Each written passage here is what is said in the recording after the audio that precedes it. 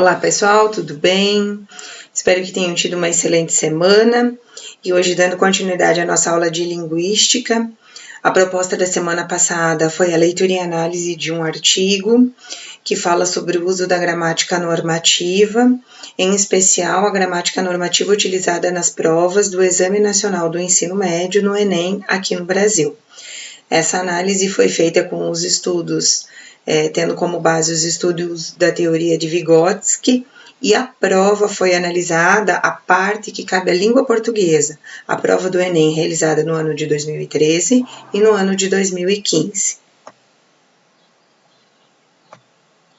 Bem, o artigo que nós analisamos, ele propunha como resumo um estudo que analisou o Exame Nacional do Ensino Médio, o Enem, e o objetivo foi verificar se a gramática normativa da língua portuguesa foi avaliada.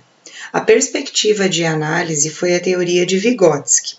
O pressuposto é que o ensino da gramática é importante, por se tratar de requisito para a própria compreensão dos textos. Foi realizada, então, uma comparação entre as provas do Enem dos anos de 2013 e de 2015, escritos na gramática de Bechara no ano de 2009.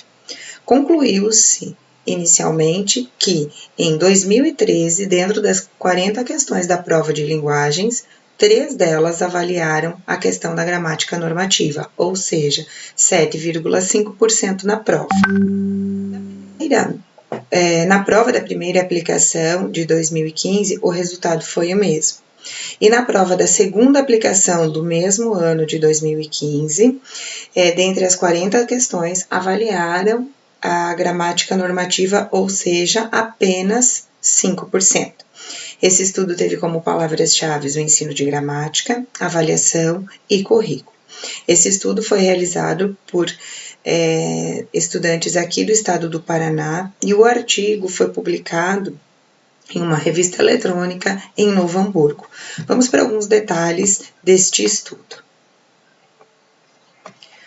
Bem, o objetivo, então, como a gente já disse antes desse trabalho, foi investigar, dentro da perspectiva de Vygotsky, como se dá a questão da gramática normativa nas provas, nas questões das provas do Enem.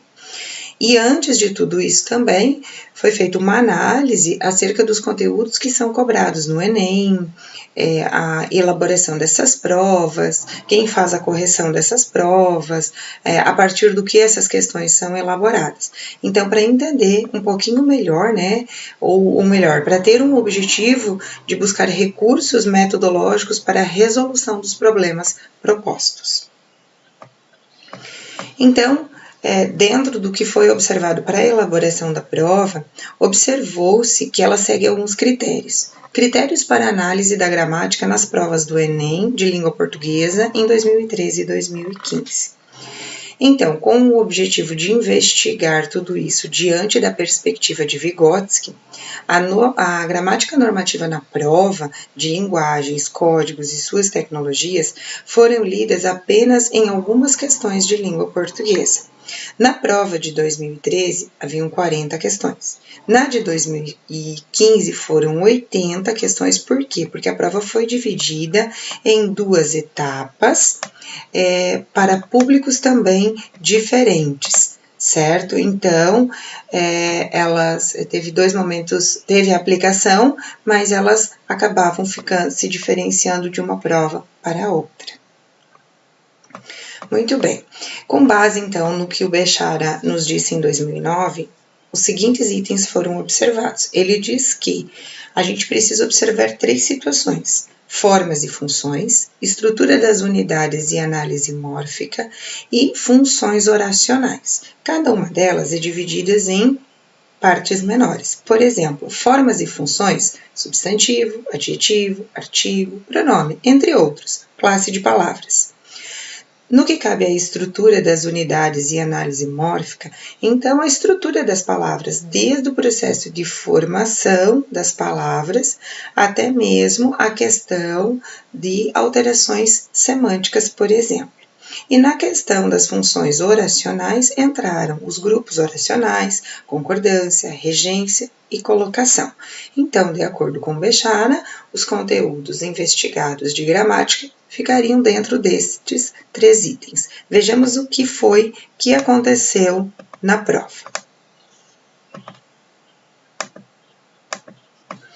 Bem, antes disso, a matriz do Enem, a matriz de referência do Enem de 2012, elaborada pelo Instituto Anísio Teixeira, Instituto Nacional de Estudos e Pesquisas Educacionais, ele fala em competências e habilidades. A gente já discutiu isso em sala de aula, a gente já tem noção do que seriam essas competências e essas habilidades, certo? Então, dentro de tudo isso, os alunos são avaliados em cada uma das áreas de conhecimento. Também são avaliados os chamados eixos cognitivos, comuns em todas as áreas, contendo as seguintes competências: dominar linguagens, compreender fenômenos, situações, problemas, construir argumentação e elaborar propostas. Na área que cabe à linguagem, códigos e suas tecnologias, as competências de língua portuguesa ficam também em língua estrangeira, linguagem corporal, linguagem artística e o emprego das tecnologias de informação e comunicação juntamente com a língua portuguesa.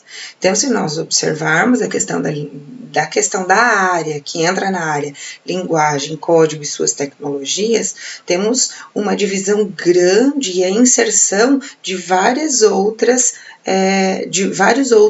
conteúdos também. Então, nesta competência, observa-se o seguinte: a competência mais relacionada ao ensino de gramática é a que cabe lá na área 8, certo? Que é compreender o estudo da língua portuguesa.